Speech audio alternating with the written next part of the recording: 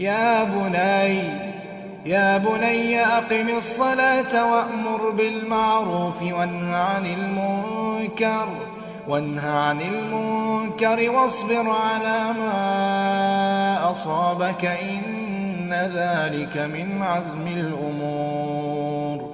ولا تصعر خدك للناس ولا تمش في الأرض مرحا إن الله لا يحب كل مختال فخور.